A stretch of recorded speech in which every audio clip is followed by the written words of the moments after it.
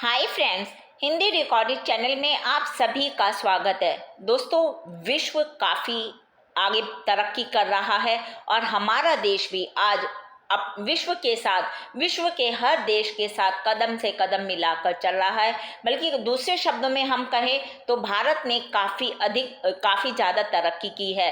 देश में कोई भी ऐसी तकनीक नहीं है जिसका देश के निवासी जिसको सीखना नहीं चाहते हों, अपनाना नहीं चाहते हों और उसे आगे बढ़कर सीख कर अपने देश की प्रगति में सहयोग ना देना चाहते हो। देश के हर निवासी के मन में रहता है कि हाँ, वो आगे अपने देश को आगे बढ़ाने के लिए नई नई तकनीक को सीखे और अपने देश को आगे बढ़ने में सहायता दे। लेकिन दोस्तों, क्या वास्तव में ये सच्चाई यही है? ऐसा है क्या? आज यदि हम शिक्षा के क्षेत्र में देखते हैं तो मानते हैं कि शिक्षा के क्षेत्र में नई नई तकनीकों का आविष्कार हुआ है और उस पर अमल भी हो रहा है, उसके द्वारा स्कूलों में पढ़ाई भी हो रही है। क्या ये सभी बच्चों को मयस्सर है, सभी बच्चों को आसानी से उपलब्ध है? जहां एक तरफ स्मार्ट क्लासेस हैं, वहीं दूसरी तरफ यदि हम सरकारी स्कूलों पर नज़र डालते हैं, सरकारी स्कूलों की तो बात छोड़ो, गाँव में आप किसी भी क्या गाँवों में बच्चे शिक्षा तक, वो जो सरकारी स्कूलों की बेसिक शिक्षा है उसे भी प्राप्त करते हैं? नहीं कर पाते हैं, क्योंकि उन तक वो सुविधाएं पहुंच ही नहीं पाती हैं। हमारे देश में शिक्षा की तकनीक यदि हम देखते हैं तो काफ़ी हद तक ऐसे बच्चे हैं जो इस तकनीक को नहीं प्राप्त कर पा रहे हैं, क्योंकि गांव में बहुत दूर दराज इलाकों में आज भी इंटरनेट नहीं पहुंच पाया है। और यदि पहुंच पाया है किसी तरह से स्कूल में तकनीक है तो उस तकनीक को जानने वाले शिक्षकों की काफ़ी कमी है।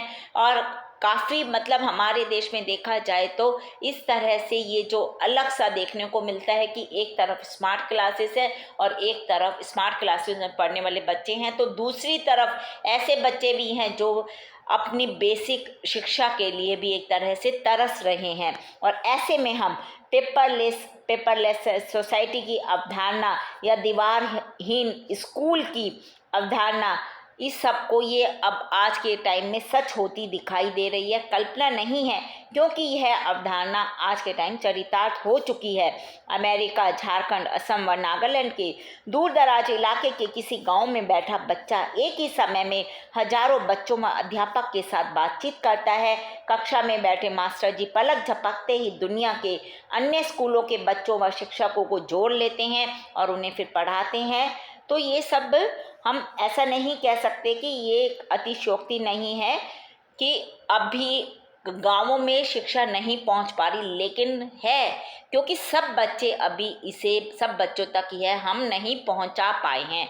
तो दोस्तों, आज के अध्याय में हम साधनहीन कक्षा में तकनीक की रोशनी इस विषय पर निबंध के रूप में चर्चा करेंगे। चलिए दोस्तों, शुरू करते हैं अपना आज का अध्याय। दोस्तों, पारंपरिक और आधुनिक शिक्षण, सीखना सिखाना, छात्र अध्यापक के समीकरण जो हैं और जो रिश्ते हैं वो आज के समय में काफ़ी बदल चुके हैं। श्रोता और वक्ता की जो भूमिका है वो कक्ष और कक्ष में बदल चुकी है, यानी कि हम घर बैठे ऑनलाइन क्लासेस का जो कॉन्सेप्ट है उसके विषय में है ये। अध्यापक कोसों दूर बैठे हुए भी अपने छात्रों से संवाद स्थापित कर लेते हैं। वो छात्रों की जिज्ञासाओं, सवालों, उत्कंठाओं का समाधान अपने ऑनलाइन क्लासेस के द्वारा साक्षात एक तरह से सामने बैठा है शिक्षक, ऐसा बच्चों को लगता है, और वो उनकी सारी उत्कंठाओं का समाधान भी करने के लिए तैयार है। लेकिन हमारे भारत जैसे देश में देखना और समझना होगा, क्या हमारे 80 लाख से भी ज़्यादा बच्चे जो सरकारी स्कूलों तक भी नहीं पहुंच पाते, उन्हें हम कम से कम बुनियादी शिक्षा ही दिला पाएँ? ऐसा कुछ करना चाहिए। एक और बच्चे अंतर्देशीय संबंधों को जी रहे हैं, वहीं इसी समाज में लाखों बच्चों को बुनियादी तालीम तक उपलब्ध नहीं है। स्कूल व कक्षा में तकनीक के मायने क्या है, इसकी क्या उपयोगिता है? दोस्तों, क्या हम मानव रहित शिक्षा, प्रशिक्षण व पठन पाठन की परिकल्पना को साकार तो नहीं करना चाह रहे? क्या हम अपने आने वाले समय में स्कूल और कक्षा में शिक्षक की भूमिका को तकनीक के कंधे पर डालकर सो जाना तो नहीं चाहते? क्या आने वाले 20-25 सालों के बाद शिक्षा की बागडोर हम तकनीकी हाथों में तो नहीं सौंपने वाले? ये सोचने वाली बातें हैं दोस्तों। हमारे लिए एजुकेशन फॉर ऑल यानी सबके लिए शिक्षा, हम जिसे EFA के नाम से भी जानते हैं, इस पर नज़र डालना वाजिब होगा, तभी हम इन बातों को शायद समझ पाएंगे। दोस्तों, सन 1990 में इस घोषणा पत्र पर दुनिया के तकरीबन 140 देशों ने हस्ताक्षर किए थे और जिसमें 6 लक्ष्य रखे गए थे, जिसमें प्रमुख था कि सभी बच्चों को बुनियादी शिक्षा मुहैया कराई जाएगी, और भारत देश ने भी इस पर हस्ताक्षर किए थे। और उसी हस्ताक्षर का परिणाम है कि भारत में शिक्षा का अधिकार अधिनियम 2009 में बना और जिसको पूरे देश में लागू करने की अंतिम तारीख थी 31 मार्च 2013। और दोस्तों, वहीं EFA का लक्ष्य सन 2000 से बढ़ाकर 31 मार्च 2015 रखा गया था, और जब यह तारीख भी हाथों से फिसल गई तब ग्लोबल मॉनिटरिंग रिपोर्ट GMR यानी कि 2014-15 और 2015-16 की माने तो आज भी विश्व के तकरीबन 12 करोड़ बच्चे स्कूल नहीं जाते। और दोस्तों, जो बच्चे स्कूल जाते भी हैं, सीखते भी हैं, उनमें गुणवत्ता की खासी कमी देखने को मिलती है।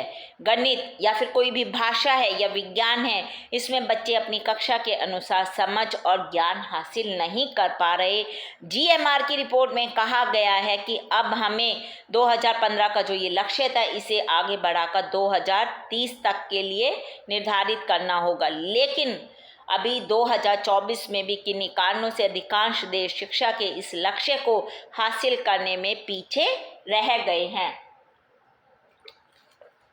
दोस्तों, गैर मतलब है कि कोठारी आयोग से लेकर राष्ट्रीय शिक्षा नीति आदि में तकनीकी शिक्षा की वकालत की गई थी, और कई आयोगों में इसको जोर देकर स्वीकारा भी गया कि हमें शिक्षा में तकनीक को शामिल करना होगा।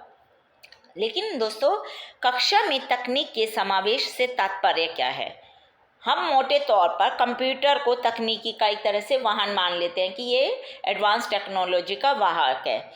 इसी को सूत्र मानते हुए सरकारी स्तर पर कोशिश की गई कि हर स्कूल में कम से कम एक कंप्यूटर लगाया जाए, और फिर हुआ भी यही कि देखते ही देखते विभिन्न विभागों से कंप्यूटर सरकारी स्कूलों में भेजे गए। लेकिन यदि आप वहां जाकर देखते हैं हम, तो पता चलता है कि आज की तारीख में वे एक बेकार से डिब्बे बने हुए पड़े हुए हैं, और जब भी चलते होंगे गांव में, जब भी कंप्यूटर चलता होगा दूर दराज इलाकों में, तो कई बच्चे उन्हें बड़ी शिद्दत से निहारते होंगे कि कैसा टीवी है, इस पर कैसी फिल्म चलेगी, ABCD कैसे लिखेंगे। इस तरह के परेशान जो प्रश्न है उनके दिमाग में घूमते होंगे, और उनमें से कई बच्चे जिज्ञासावश कुछ सीखना भी चाहते होंगे। पर वही बात है कि जो हमारे शिक्षक हैं वो भी इतनी अभी तकनीकी ज्ञान से वंचित है, तो वो जो थोड़ा बहुत उन्हें आता है वर्ड्स डॉक्यूमेंट में कुछ शब्द लिखने की उन्हें लिखना सिखा देते होंगे। लेकिन यदि आज उनकी कंप्यूटर ज्ञान की गहराई को देखा जाए तो वह हमें पहले स्तर पर ही देखने को मिलेगी, एडवांस तो मतलब ही नहीं। यह कैसी तकनीकी शिक्षा है जिसे हम अपने स्कूलों में प्रदान कर रहे हैं? दोस्तों, हमारे इसी समाज में 2 तरह के स्कूल हम देखते हैं। एक वे स्कूल हैं जहां smart board, projector, power point presentation के जरिए बच्चों को गणित या कोई भी भाषा या विज्ञान आदि विषय पढ़ाए जा रहे हैं। वहीं ऐसे स्कूल भी हैं जहां पर हमें साफ सुथरे ब्लैक बोर्ड भी देखने को नहीं मिलते हैं। मॉडल स्कूलों के राह खूब अलापे गए हैं, और सरकारी स्तर पर मॉडल स्कूलों को तमाम तकनीकी उपकरणों से लैस भी किया गया है। लेकिन वहीं दूसरी तरफ बाकी के सरकारी स्कूलों को उनकी दशा पर छोड़ दिया गया है, और प्रकारांतर में शिक्षा में तकनीक का समावेश होना हमारी शिक्षा तकनीक के आशय को पूरा करता है। किस प्रकार से दृश्य श्रव्य यानी कि दिखा कर और सुना कर के मतलब दृश्य श्रव्य माध्यम यानी कि कंप्यूटर, इंटरनेट, रेडियो आदि का इस्तेमाल किया जाए। आज की तारीख में हर बच्चा फ़ोन से वाकिफ़ है। दोस्तों, फ़ोन के तमाम प्रयोगों से बच्चों को पता है कि इसका कैसे प्रयोग किया जाएगा।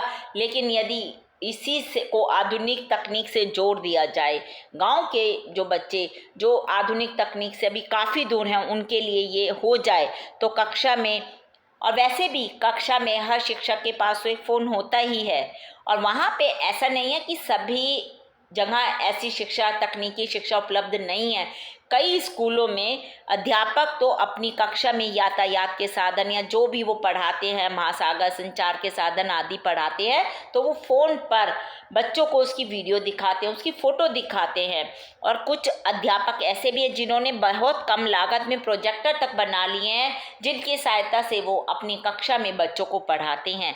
इस तरह की पहल कदमियों को बढ़ावा दिया जाना चाहिए और भी इससे जोड़ा जाना चाहिए। हिंदी व अन्य विषय पढ़ाते वक्त वीडियो की मदद से गीत, राइम्स, नंबर की समझ बच्चों को श्रव्य दृश्य के माध्यम से सिखाई जा सकती है। कोई भी विषय यदि बच्चों को श्रव्य दृश्य माध्यम से सिखाया जाएगा तो उसकी जो छाप है बच्चे के दिमाग में, वो एक अमिट छाप होगी जो उसके दिमाग में हमेशा बनी रहेगी। दोस्तों, इंफॉर्मेशन कम्युनिकेशन टेक्नोलॉजी यानी सूचना संचार तकनीक का इस्तेमाल कक्षाओं और स्कूलों में खुले हाथ से किया जाता है। गैर मतलब है कि शिक्षा तकनीक और आईसीटी का इस्तेमाल कक्षा में शिक्षक कैसे करें, इसकी समझ भी विकसित करनी होगी, तभी तो शिक्षक अपने बच्चों को सिखा पाएंगे। अपने शिक्षकों की विशेष कार्यशालाओं के जरिए उनकी तकनीकी दक्षता का भी विकास करने की आवश्यकता है। आईसीटी में आने वाले उपकरणों में सिर्फ कंप्यूटर ही नहीं है, बल्कि वे तमाम आधुनिक संसाधन व उपकरण भी हैं जिन्हें अपनी कक्षा में शिक्षक प्रयोग कर सकते हैं, जैसे कि phone, radio, TV, internet, tape recorder, microfilm, DVD आदि। इन सब के प्रयोग से यदि शिक्षक बच्चों को पढ़ाते हैं, नई तकनीकी की शिक्षा देते हैं, तो बच्चे भी इस शिक्षा को हासिल कर पाएंगे। ये भी आधुनिक तकनीक के संसाधन हैं जिनके द्वारा हम अपने सीखने सिखाने की प्रक्रिया को सुगम और रोचक बना सकते हैं। दोस्तों, अब प्रश्न यह उठता है कि क्या तकनीक मानवीय माध्यम यानी कि शिक्षकों का विस्थापन तो नहीं है? कहीं हम ऐसा तो नहीं है कि तकनीक के जरिए ही आगे आने वाले समय में अपने बच्चों को शिक्षा देने की सोच रहे हों? क्या कोई भी तकनीक अध्यापकों का स्थान ले सकती है? बहुत ही गहरा विचार करने वाला विषय है। क्या हमारी कक्षाएं और स्कूली कॉलेज की कक्षाएं मानवहीन, तकनीक केंद्रित होने वाली हैं? दोस्तों, इन सब का एक ही जवाब है कि कोई भी तकनीक शिक्षक का स्थान नहीं ले सकती। शिक्षक का कभी भी स्थापन नहीं हो सकता, क्योंकि कितनी भी एडवांस तकनीक को बनाई तो मनुष्य ने ही है ना उस तकनीक को। तो इसकी अपनी एक सीमाएं हैं और जहाँ तकनीक चूकने लगती है वहाँ से शुरू होती है अध्यापकीय छटा, यानी कि अध्यापक का महत्व। दोस्तों, अध्यापक जब कक्षा में प्रवेश करता है उसकी एक अलग सी भाव भंगिमा होती है। वो पूरी क्लास में नज़र डालता है और तब वो क्लास में प्रवेश करता है। बच्चे बड़े ध्यान से अपनी जो भी अध्यापक या अध्यापिकाएं हैं उनको कक्षा में प्रवेश करते हुए देखती हैं, उनका अनुकरण करते हैं। संवेदनहीन तकनीक कभी भी किसी जीवंत शिक्षक या शिक्षिका का स्थान नहीं ले सकती। यदि वैश्विक स्तर पर शिक्षा में तकनीक शामिल की जा रही है तो दोस्तों, उसके लिए हमें अपने बच्चों को समय की रफ्तार के साथ तालमेल बैठा पाने का हुनर भी सिखाना पड़ेगा। दोस्तों, अंत में यही है कि शिक्षा में तकनीक यानी कक्षा को आधुनिक पठन पाठन सामग्रियों से लैस करना ही हमारा ध्येय होना चाहिए। प्रकारांतर में तकनीक शुष्क और रूखे पाठ्यक्रमों को जीवंत करने में हमारी मदद करती है। जैसे कि दोस्तों, हिंदी की कोई भी कविताएं हैं वो कक्षा में शिक्षक सुर ताल में गा कर बच्चों को कविता शिक्षण करे। कैसे करे, इसको वो आधुनिक तकनीक से सीख सकते हैं। वहीं जब उन्हें SST इस तरह के विषय पढ़ाने होते हैं तो महासागर, पर्वत, पठार, भूकंप आदि समाज विज्ञान व विज्ञान की अवधारणाएं पढ़ानी हैं तो वो बच्चों को प्रत्यक्ष आंखों से महासागर ये सब की दृश्य श्रव्य छवियां दिखाकर पढ़ाएंगे तो उनकी स्मृति में इस तरह की अवधारणाएं ज़्यादा स्थायी रहेंगी। अमूमन जब वो एक बोल कर सिखा रहे हैं या फिर ब्लैक बोर्ड पर उनकी चित्र बना रहे हैं, बनाने की जगह यदि वो देखते हैं बच्चे वीडियो के तौर पर, जब उसे देखेंगे तो वो उसको अच्छे से समझ पाएंगे। लेकिन आज की तारीख में हमारे सरकारी स्कूलों की नींद क्या इतनी मजबूत है कि वह तकनीकी तीव्रता को सह सकती है? क्या सरकारी स्कूलों में इस तरह की इतनी एडवांस तकनीक वो हो सकती है? दोस्तों, क्या हम सबसे बड़ी बात तो ये है कि क्या किसी स्कूल की, सरकारी स्कूल की वायरिंग इतनी मजबूत है कि वो एसी के दबाव को सह पाए, जबकि आज के भी सरकारी स्कूलों में शौचालय, बिजली, कमरे, शिक्षक, किताबें आदि भी उपलब्ध नहीं है। बहुत बुरा हाल है। कई कई जगह तो बच्चे छोटी छोटी जो बेसिक उनकी शिक्षा है उस तक को प्राप्त नहीं कर पा रहे। तो इस असमानता को कैसे दूर किया जाएगा, कैसे इसके लिए ठोस कदम उठाए जाए, इन सब पर विचार करना और अपना सहयोग देना, मुझे लगता है कि हम सब का भी ये एक फर्ज बनता है। तो दोस्तों, ये हमने आज के अध्याय में साधनहीन कक्षा में तकनीक की रोशनी इस विषय पर निबंध के रूप में इस विषय में जानकारी जानी। यह एक मैंने निबंध के तौर पर लिखा है, क्योंकि जब निबंध होता है वो किसी भी विषय पर आ जाता है तो हमें काफ़ी आसानी रहेगी। जब हमें इसके बारे में कुछ मालूम होगा तो हम आसानी से कोई भी विषय, शिक्षा से संबंधित या तकनीक से संबंधित विषय है तो हम उसे आसानी से लिख सकते हैं। तो दोस्तों, आज के अध्याय में हमने साधनहीन कक्षा में तकनीक की रोशनी विषय पर चर्चा की। हिंदी भाषा के और भी प्रमुख विषयों पर हम आगे के अध्याय में समय समय पर इसी प्रकार चर्चा करते रहेंगे। पर दोस्तों, उसको सुनने के लिए आपको मेरे इस चैनल को लाइक और सब्सक्राइब करना होगा। साथ ही दोस्तों, हिंदी भाषा से संबंधित कोई भी विषय आप कमेंट बॉक्स में मुझसे पूछ सकते हैं। मैं शीघ्र ही उसका उत्तर देने की कोशिश करूंगी। धन्यवाद दोस्तों, आपका दिन शुभ हो।